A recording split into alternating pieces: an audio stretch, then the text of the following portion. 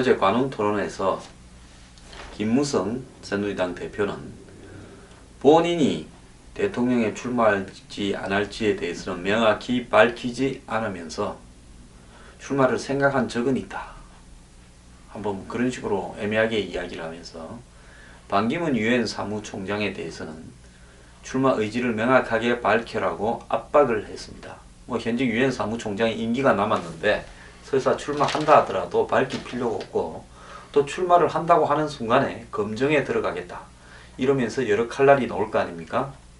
그렇게 되면 본인으로서는 불리하니까 본인은 자기 임기를 그만두고도 그러니까 올 12월이죠. 한동안 밝히지 않을 가능성이 큽니다.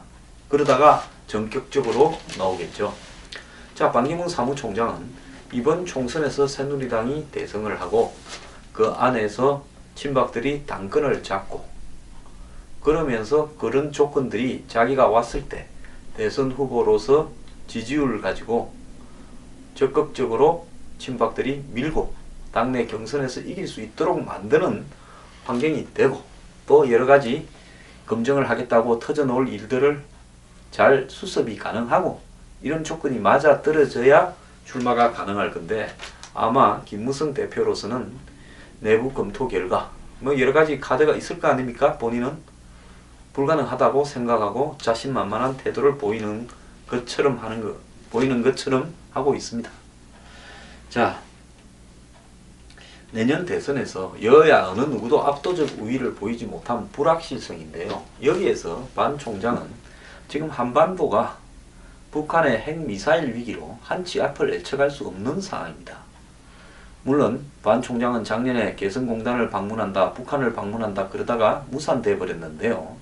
이런 상황이 와서 북핵이 세계적인 골칫 덩어리로 부각되면서 세계적 위기가 될 때 반 총장한테는 유리한 기회가 한 번쯤 더 올 수 있다고 봅니다. 그것이 반기문 대망론의 또 주요 근거가 되기도 합니다. 자, 반기문 총장의 장단점을 본다면요. 항상 이분은 외교부에 있을 때, 청와대에 있을 때 별명이 기름장어였습니다. 슬리퍼드 1. 미끄러지는 뱀장어. 그러니까 뱀장어도 그냥 맨손으로 잡기 어려운데 거기에 기름을 발라서 미끄러질 정도면 그게 얼마나 매끄럽냐는 겁니다. 우리가 흔히 그 사람 참 매끄럽대 이렇게 하면 좀 뺀질뺀질하다. 위에 사람한테 잘 보이고 실수 안 하고 얕고 이렇다, 이런 사람을 매끄럽다고 합니다. 즉 반기문 사무총장은 이 어떤 결단력이 있고 카리스마가 있는 이런 사람, 또 자기 견해가 모호한 분명한 사람이라기보다는 항상 모호하고 추상적이면서 적을 만들지 않으면서 애매하게 빠져나가는 이런 부분인데 그 사람의 그런 어떤 이 결정, 디시전이라는 부분이나 카리스마라는 부분에서도 그렇지만은 실질적으로 개인적인 업무 처리 스타일도 그렇다는 겁니다. 그래서 지금과 같은 이런 상황에서 반기문 유엔 사무총장은 기름장어라는 그 별명이 어울리게 그렇게 전략적 모호함으로 출마할 듯 안 할 듯 해가고 있는 겁니다. 그런데 반 총장을 직접 부딪히고 살을 맞대고 살았던 친정집인 외교가에서는 누구나 하나 인정하는 게 있습니다. 엄청나게 근면성실하다는 겁니다. 그럼 당할 사람이 없다. 또 윗사람의 사고를 읽고 뭘 어떻게 해야 하는지에 대해서 천부적인 재질이 있다. 그래서 이 반기문이 유엔 사무총장을 하면서도 시간을 분단위로 쪼개 쓸 정도로 열심히 해서 젊은 사람들도 따라잡을 수 없다. 또 여성 지위 양상, 인권 문제, 기후 협약, 분쟁 지역 성실성 이런 부분에서는 타고난 사람입니다. 한국에서도 업무 처리 속도나 능력 이런 부분에서 타고났다라는 평판을 받고 있습니다. 근데 한국의 행정의 달인이라는 고건 전 총리도 그랬고 그런 행정 달인들이 많았죠. 김황식 전 총리도 그랬고. 근데 그런 분들이 행정의 달인이지만은 정치 권력을 지향하는 부분에서는 달인이 되지 못했습니다. 반기문 사무총장도 굳이 이 과를 구분을 하자면 고건, 김황식 이런 분과 비슷한 과입니다. 자, 그런데 이런 어떤 반기문 총장이 중북의 시골에서 나와서 오늘날 유엔 사무총장이 될 때까지는 한마디로 윗사람과 권력 의지를 향한 저런 어떤 노력이 있었기 때문에 저 자리까지 갔고, 친노가 의심이 굉장히 많은데 반 총장을 밀어서 유엔 사무총장까지 만들 때는 그런 부분이 있었을 거라고 봅니다. 그래서 이런 반기문 총장에 대한 어떤 긍정적인 요인이 많이 있고요. 또 여기 이분에 대한 또 여기에 반하는 부정적인 입장도 있습니다. 항상 이분이 비전 제시나 카리스마나 또 강한 개인적인 어떤 성실성을 통한 권력 의지는 있지만은 자기의 성부수를 통한 권력 의지는 매우 약하다. 이런 부분을 또 반론을 많은 사람들이 제기합니다. 유엔에서도 유엔 계획에 큰 공을 세웠다. 이런 사람도 있지만은 정말로 유엔이 필요한, 지금 뭐 이 유럽의 난민 문제, 또 더 나아가서 뭐 여러 아프리카 국가에서 벌어지고 있는 학살 문제, 뭐 아프간 문제, 뭐 이런저런 어떤 국제사회의 주요 현안에 대해서 강대국들 사이에 교묘하게 이 적을 사지 않음으로써 일을 하는 것 같기도 하고 안 하는 것 같기도 하고 하는, 그러면서 한마디로 여성, 뭐 인권, 환경기후 협약 이런 문제에서는 또 자기의 어떤 업적을 갖다가 부각시키려 노력하는 이런 부분들이 유엔 사무총장의 어떤 자리를 좀 실무적인 지위로 약화시키고 있다. 그래서 어떤 분들은 인비지블 맨이라, 즉 보이지 않는 사람이다. 이렇게 평가를 하기도 합니다. 어쨌거나 이분이 유엔 사무총장에 도전할 당시 60대 중반에 이르는 나이에서 불어를 배워가지고 직접 이 프랑스권 나라들과 통화를 하는 이런 모습을 보면 대단한 사람이라는 부분은 인정할 수밖에 없을 것 같습니다. 미래경영연구소에서 회원을 모집합니다. 미래경영연구소 회원은 황장수의 뉴스브리핑, 출판, 강연 등 모든 사회를 개혁하기 위한 활동을 저와 함께 하게 될 것입니다. 예, 안녕하십니까. 황장수의 뉴스브리핑 게스트이자 팬이자 시청자인 변희재입니다.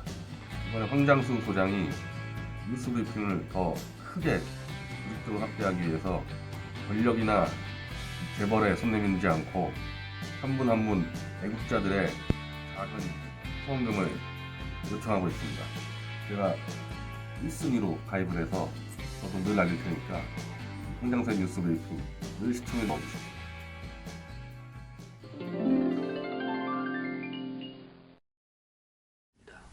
이분이요, 영어 웅변대회에서 1등을 해가지고 고등학교 때 미국으로 이렇게 연수를 가게 돼서 백악관에 가서 케네디 대통령을 만나서 악수를 한 사람입니다. 대단한 의지를 가진 사람이죠. 자, 근데 이제 이분이 한국 사회에서 현재 벌어지고 있는 경제, 사회적 갈등의 문제, 또 지역 갈등의 문제, 이런 문제들을 해결할 수 있는 강한 리더십이 있는가 하는 부분은 이분은 공무원, 관료로서, 외교관료로서 이 자신의 의지와 노력으로 최상의 지위까지 이르는 사람이지만 정치인으로서 반기문이 과연 이렇게 복잡한 한국의 정치판에 자신의 입장을 성취해 나가는 그런 사람이 될 것인가 하는 의문이 있습니다. 어쨌거나 이분은요, 지난 한 1, 2년 동안 이 위안부 문제, 또 박 대통령 박미시 여러 차례 만나고 새마을운동을 평가하고 김종필 전 총리 생일 축하 편지, 또 한국의 각종 유엔 행사, 이런 부분을 통해서 지속적으로 한국에 자기의 영향력을 확대하고 또 이 대선 후보 지지율이 유도되도록 노력한 부분은 분명히 있다는 겁니다. 저는 이분이 놀라고 생각을 하고 있습니다. 다만 그렇게 빨리 했을 경우에 여러 가지 문제에 부딪힐 수 있기 때문에 신중할 뿐이죠. 그래서 이분이 유엔 사무총장만으로 충분히 최고의 자리를 올랐는데 굳이 한국 대통령을 하겠다고 나서서 여러 가지 갈등과 또 자기의 업적을 훼손시키는 일을 하겠느냐, 이런 사람이 있지만 저는 그렇지 않다고 봅니다. 사람은 높은 자리에 올라가면요 더 많은 일을 하고 싶은 욕구나 욕망이 있게 마련입니다. 뭐 제가 볼 때는 유병헌 문제, 또 성완종 씨 문제 등에서 반기문 유엔 사무총장을 공격하려는 자료를 축적하고 있다, 비박계에서 그런 이야기도 들리고 있습니다. 또 반기문 사무총장이 나아가서 이원 집정부제를 수용해서 자기는 형식적인 대통령이 되고 총리가 이 국회에서 뽑아서 다수당에서 또 장관 자리를 나누어 갖는 이런 시스템을 개헌을 전제로 한 대통령 자리라면 저는 반기문 사무총장이 이런 자리에 올 필요가 없다라고 보고 있습니다. 그러면 역사에 두고두고요 한국의 이 상황에서 대통령의 권력을 해체한 사람으로서 다 뒤집어 쓰고 욕만 먹게 될 겁니다. 자, 반 총장은 지금 자신에게 제기되고 있는 어떤 공격적인 부분들에 대해서 잘 분석을 해야 될 것 같고요. 그 다음에 개헌을 전제로 한 대통령 자리는 수락을 할 것인지도 고민해야 될 것 같다. 이것이 오늘날 반 총장이 부딪히고 있는 부분이고요. 과연 친박들의 여태까지의 실력이나 한계로 봐서 반 총장을 한국의 대통령으로 현행 대통령제 하에서 당선시킬 그런 역량이 되는가 하는 부분들도 잘 검토해서 아마 이분이 결단을 하겠다면 내년 2, 3월에 할 거라고 봅니다. 이분이 뭐 모르는 사람이 누가 있습니까? 이분의 위인전이나 자서전만 해도 수백만 건 팔렸을 건데 인지도 부분에서는 고민할 필요가 없기 때문에 이분은 최소한 대선을 작게 뛰는 것이 유리할 거라고 봅니다. 그래서 반 총장은 지금 생각이 있다는 것이 제 결론이고요. 다만 친박들이 새누리당 내부에 어떤 토양을 만들지 않으면 제 아무리 위대한 사람이 오더라도 아이브라함 링컨이 한국의 새누리당 경선에 뛰어들더라도 조지 워싱턴이 뛰어들더라도 대선 후보가 되기는 쉽지 않은 게 오늘 한국의 새누리당의 이 성향입니다. 그렇다면 반 총장은 새누리당의 한계를 명백히 잘 분석하고요. 그 속에서 자신이 과반수 이상을 경선에서 얻을 수 있는 이 확신이 설 경우에 출마를 하지 않겠나 하는 것이 제 생각입니다.